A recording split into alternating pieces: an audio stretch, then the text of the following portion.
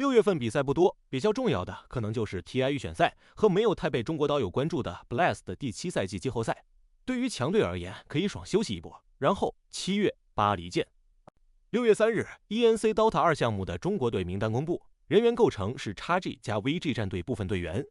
4号位上新 Q 是替补，注：替补选手不能参加决赛。教练是 Maps。中国战队的总积分在所有战队中最高，已获得直邀，是夺冠热门之一。可能这种以国家为参赛单位的大型赛事刚开始尝试，很多高分选手或者说是目前职业赛场的 S 级战力，由于各种原因没参加这次 ENC。其他强队中，积分第2名的哈萨克斯坦队有目前 Yandex 的15号位，积分第3的马来西亚看起来威胁更大，几乎全是熟悉的 ID。ENC 的 Dota 2项目在11月2日开始。4日 YB 战队换人。7日 Blast 第7赛季结束 ，Yandex 拿到这赛季第3冠。XG 在这届比赛小组赛出局，并且表现出的状态看起来并不算好。Army with the low ground. Lincoln's going to get popped early on. Xova will try and give them some vision as well. Nice way. They cancel the pulverize early. Army's going to be able to turn. They have an opportunity to use the epicenter. A lot of damage from nothing to say with the backline jump. Melrin's dying inside the BKB. They just need Army.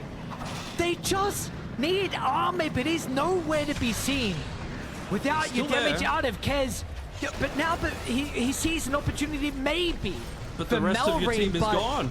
Yeah, without the rest of your team, it's not going to work out. Melrin can dive over the cliff. Amar will try and find him. He's very mobile on this Kez, but it will only continue to be that way forever so long. And Melrin's just not even gonna die. Yeah. Like it's just.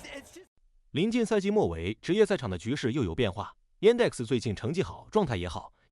EW 本赛季的冠军最多，但最近的比赛早早被淘汰加换队飙风波，看起来有点不在状态。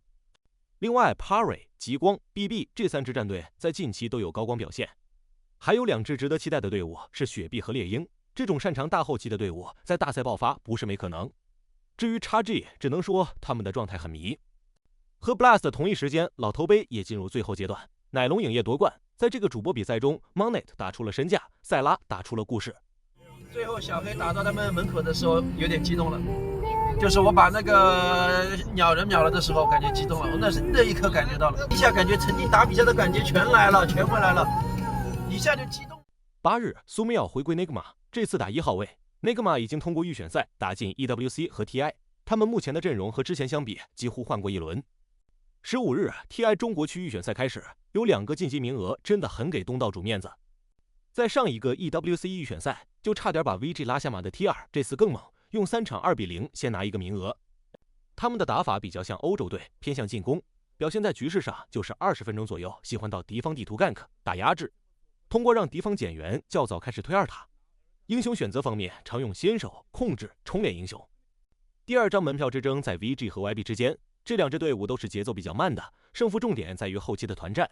但我没想明白的是的，为什么他们也没选团控英雄？这个版本的团控英雄好像突然就被冷落了。最终 VG 拿到胜利。第3局，他们阵容中的小小和冰魂这个秒人组合在大后期起到了关键作用。整场比赛 YB 记得是有经济领先，就是后期被 VG 翻了。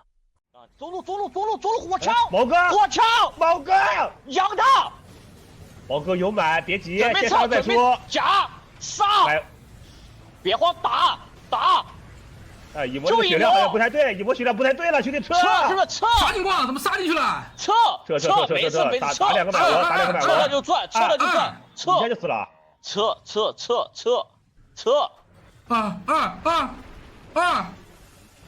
大神能走。纵观整个中国区预选，一个有意思的数据是，沉默术士成为胜率黑洞，被选6次，胜率0%。我能想到这个英雄被选择的原因，可能是看见别人玩得好，也想试一下。但我没想到抄的是哪支队伍。印象中只有雪碧有时会选出来，配合他们的后期大核。另一个有代表性的英雄是 Lion， 上场11次，胜率81%。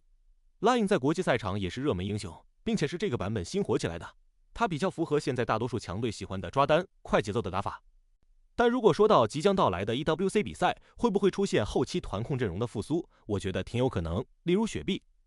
25日开始 ，V 社经过一系列玩梗和更新，暗黑嘉年华活动浮出水面，玩法类似2年前的青天之战，有地图加小游戏加新套装，主打干饰品。玩家还是很接受这次更新的，玩家数在线峰值由前几天的60几万快速升至80几万。但在热闹之中，我看到了另一些帖子，他们在怀念很多年前的夜宴暗潮、银霜节，甚至方小佳节中的 PVE 游戏。如今 Dota 2的活动和更新确实不比以前，早就有报道 ，IceFrog 已经将主要精力投入到新游戏 Deadlock 中，这个时间点大概在2024年。而到2025年 ，Deadlock 发布了6位新英雄，由 IceFrog 署名，社区和媒体普遍认为他已全面转向 Deadlock。不仅主创离开，有职业玩家爆料，目前 Dota 2团队只有少量人员在维护，约几人或10几人，相比2024年初还有40-50人的规模急速缩减。Dota 2毕竟还有这么庞大的玩家群体，很难想象官方在主动缩减运营规模，这让我想到2017年绝地求生的快速崛起，那时的玩家群体就经过一阵风雨飘摇。但这次又不一样 ，Deadlock 可是威社自己旗下号称 Dota 3的游戏，不知未来的走势如何。玩过这2款游戏的刀友，你们更愿意打开哪款游戏？那么本期视频就到这里了，欢迎大家在评论区留言。如果你喜欢此类视频，请给个点赞支持，多谢了。